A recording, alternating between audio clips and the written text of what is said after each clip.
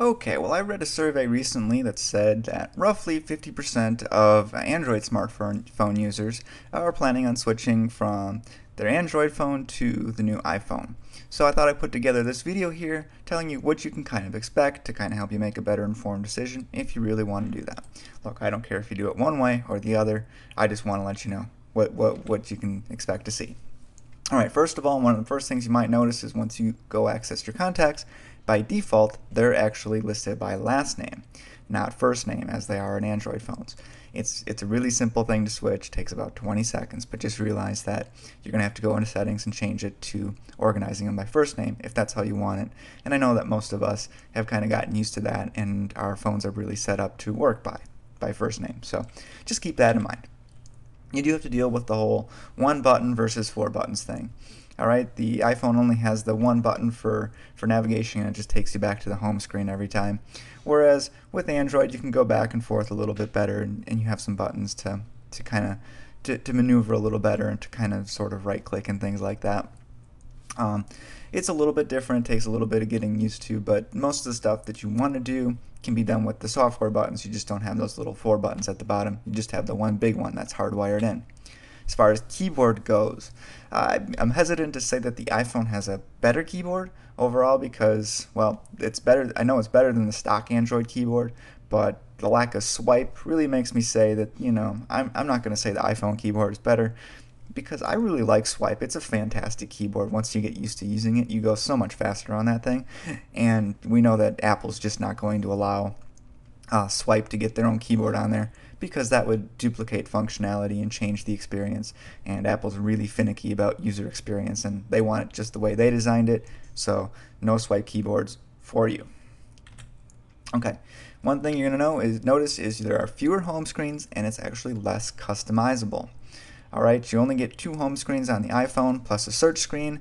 With Android, you get up to at least five. Sometimes you can expand it to seven depending on what you're running, and always at least three. So fewer home screens, not quite as customizable, which is a little unfortunate, and there's no live wallpapers either, which it's not a big deal, but I kind of like having them. Okay, you're going to find out it's a lot easier to buy apps with the iPhone. It's all integrated into iTunes, so if you've ever bought music on iTunes, you can just use your credit card there and you've already got the account, and it's all built in. With Android, as you may have noticed if you've ever tried to buy one, many people haven't even bothered trying, you have to go through Google Checkout. It's not very easy to use. They're working on bringing that to, bringing on better in-app purchasing and that kind of thing, but it's still a little rough around the edges. It's a lot easier and more seamless buying experience when you're using the iPhone if you want to buy an app.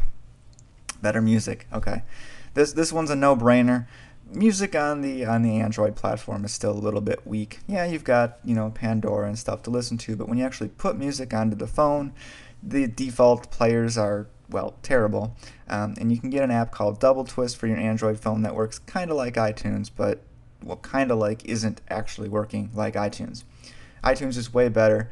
The music's there. It works just like your iPod Touch would. So it's a very nice music player. Very good if you like to listen to a lot of music. Okay, wins hands down there.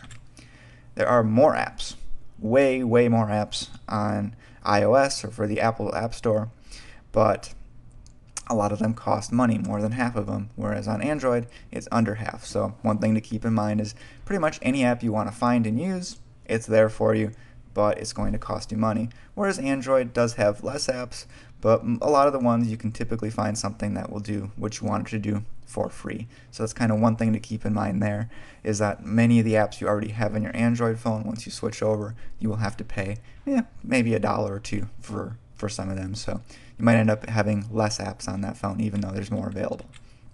No widgets. This is kind of a very sad thing. Or I should say there's no widgets on the iPhone or iPad unless you jailbreak it. So I guess whether you want to is up to you, but you can't do built-in widget functionality, which is kind of sad. As far as games go, gaming way better on the iPhone. There's more games, there's better games, and since the iPhone 4 especially has the built-in gyroscope, and a lot of Android phones are pretty fragmented in that regard, is you just get a better gaming experience when you're using the iPhone. Just kind of one thing to keep in mind. If games are important to you, just keep in mind that they're going to cost you money.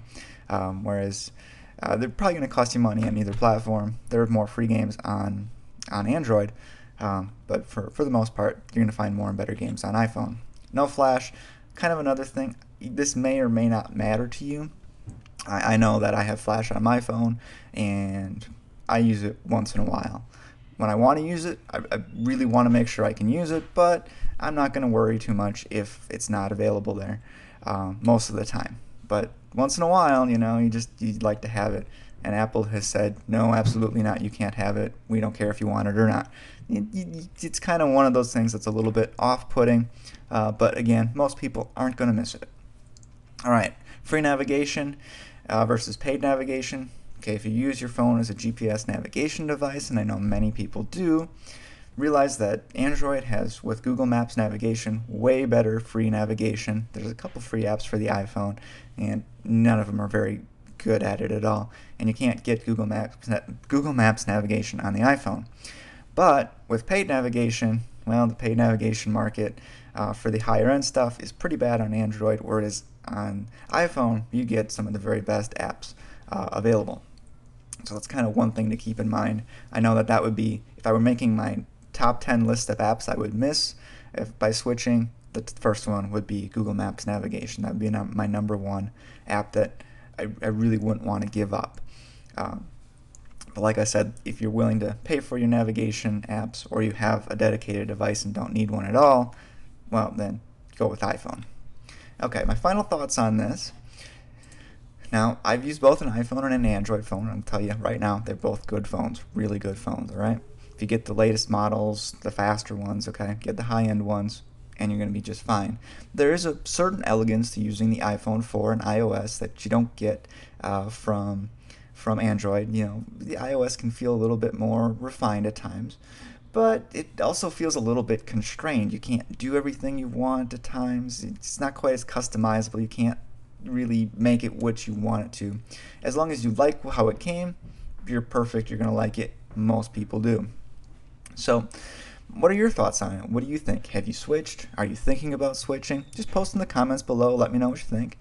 And of course, my videos would never be complete unless I made a blatant plug for my website, so be sure to come visit us at gpsmaestro.com for all your smartphone and GPS needs. I want to thank you for watching. I'll see you next time.